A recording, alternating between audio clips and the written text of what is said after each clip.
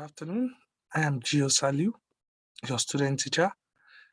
Today I'll be taking you technology as a student teacher, and proud to my knowledge, I was told you've been doing electrical systems and control. Please let me know if the mic is, if you can hear me clearly, if I'm audible enough. Let me know if I'm too fast. I will definitely slow down to your pace and do endeavor to ask questions.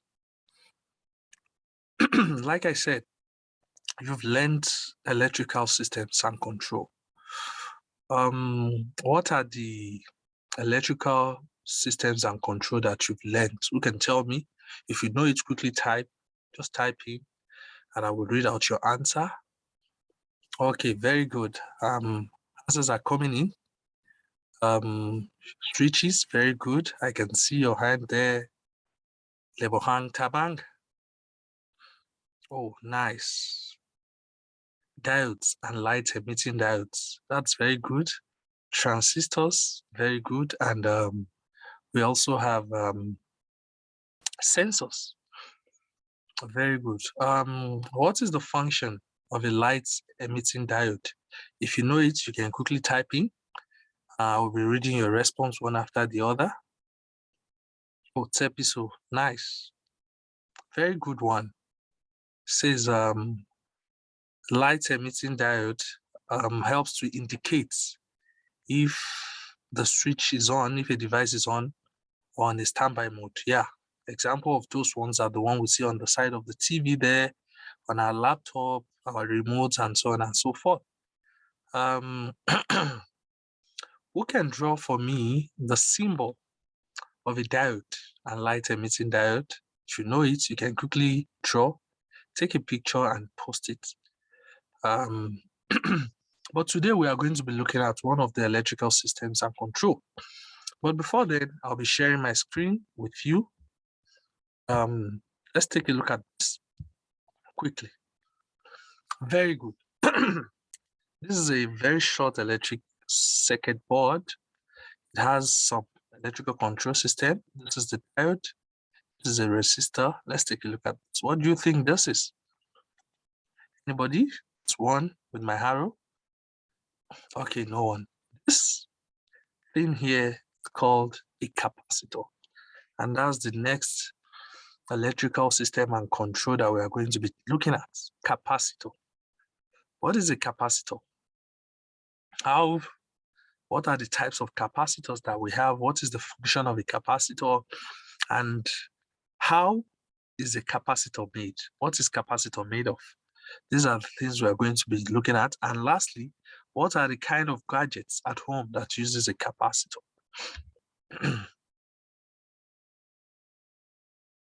All right.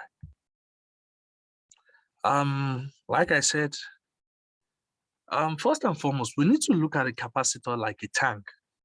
And when we talk about a tank, a water tank, what comes to your mind? Anyone? Oh, I presume you will say a tank is used to store water for future purpose. Yes, that's very good.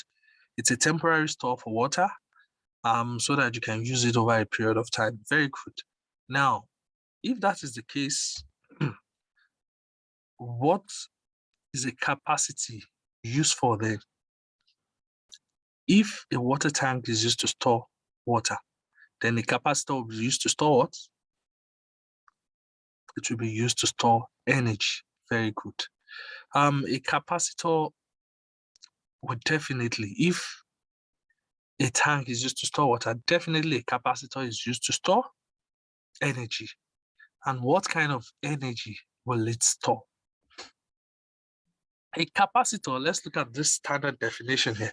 A capacitor is an electrical control component that can store energy by storing electric charge. That is, it's a kind of container that stores electric charge. It retains electric charge. It holds electric charge for some time on our circuit board, meaning that when you switch off a particular electrical device, somehow, some way, there will still be an electric charge around the circuit board of that device.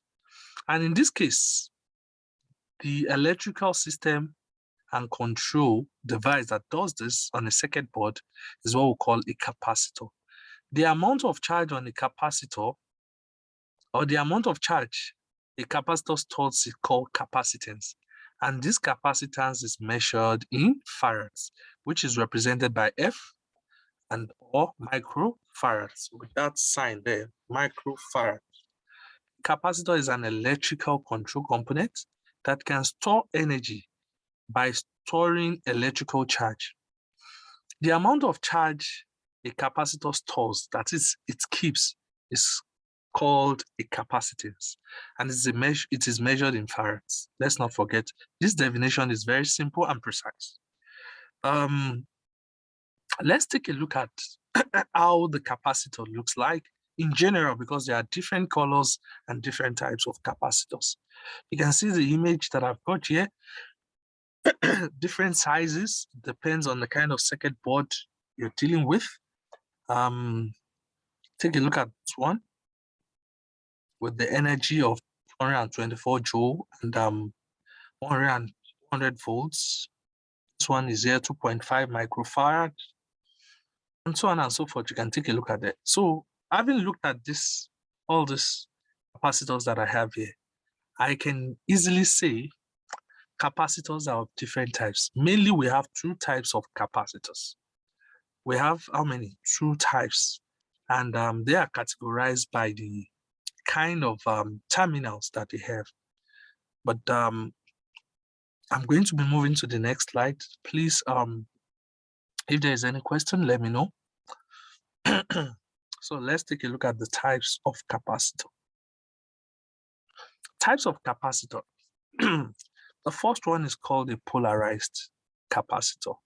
Polar as a result of the two terminals that are not the same. One is positive, the other is negative, meaning that if connection must be done from the source power, from the power source, the positive terminal must be connected to the positive of the source power for the capacitor to function. And mere looking at what we have here, this is a polarized capacitor. A polarized capacitor is a capacitor with two leads which are positive and negative. That is, they are different. The positive lead must be connected to the positive terminal of the source energy for it to work. That is, the electrical source, where it is coming from, the main source of electric, your power source must be connected to the positive terminal of the polarized capacitor for it to function. Otherwise, it's not going to function. And I have with me here a particular symbol of capacitor. Remember, all electrical systems and control have got different types of symbols, ranging from your switches, the one you know from grade 7, and that of your single pole, double throw, and so on and so forth. The same is applicable to capacitor in this case. Let's take a look at what a polarized capacitor looks like, and there will be an indication of that positive terminal.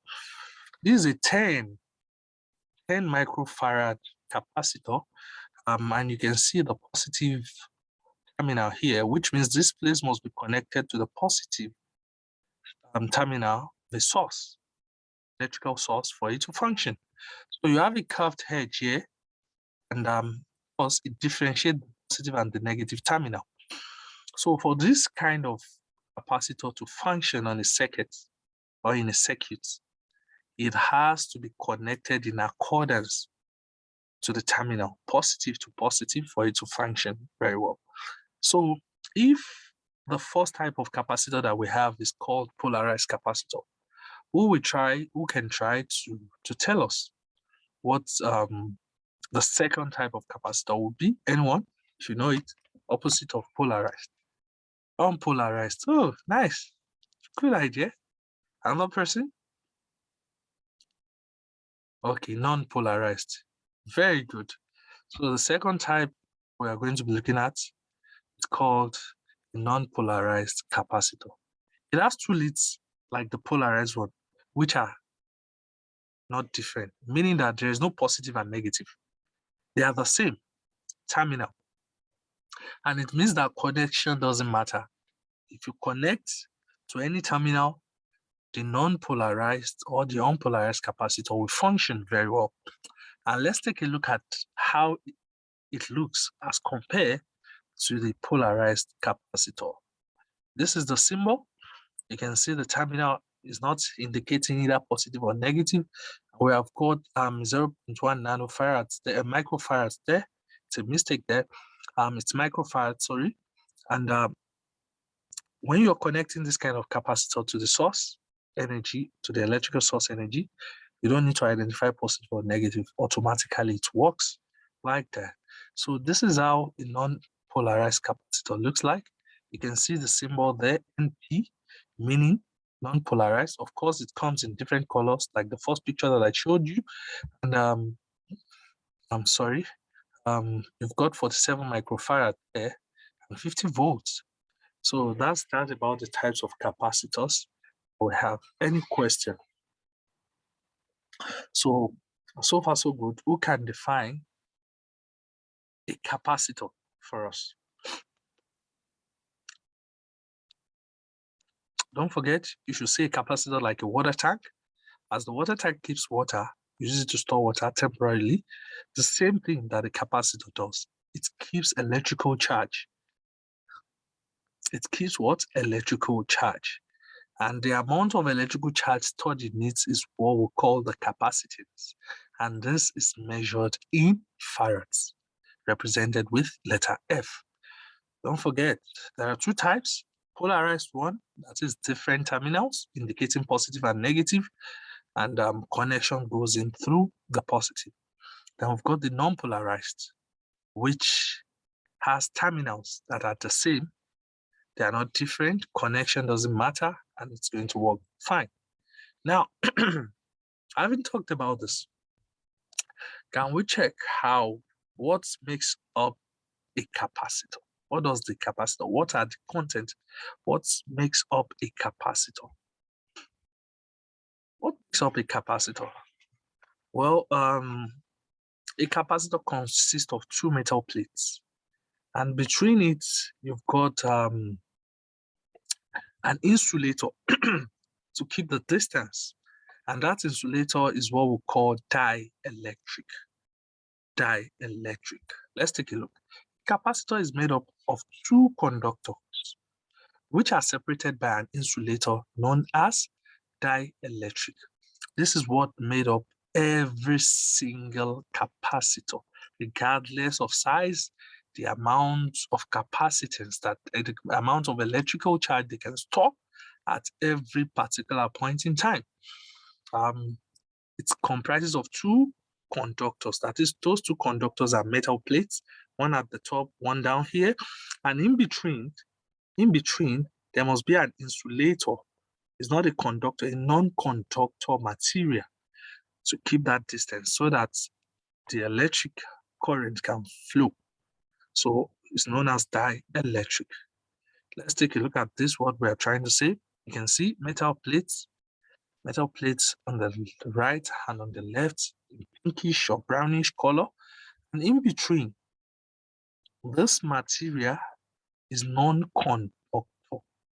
Non-conductor means an insulator like a paper, wool kind of a thing. I'm just giving an example, but that is what is in between the two terminals, the two metal plates. Then you've got your terminals at the edge. This is your terminal, this is the second terminal, and this is a non-conductive material. It is an insulator. Remember, an insulator is a material that does not allow currents to flow through. Very good.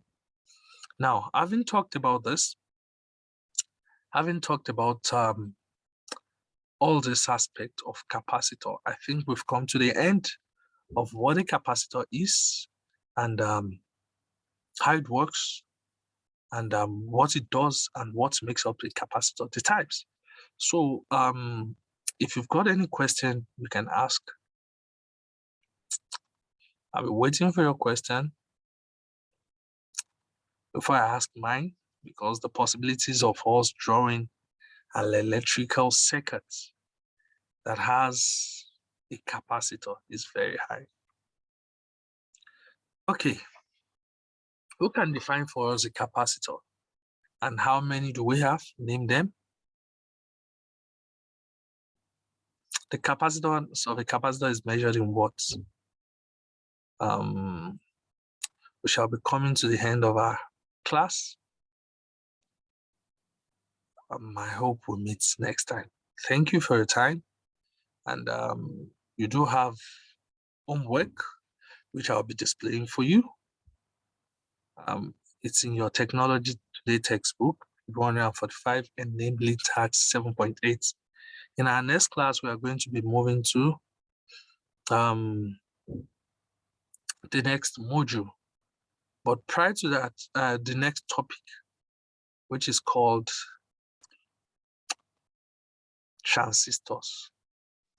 Till then, ensure you do your own work, and we'll meet same time, same day, next, same time, same place. Thank you for your time. I really appreciate you. Mary, my Romeo and Juliet is the most romantic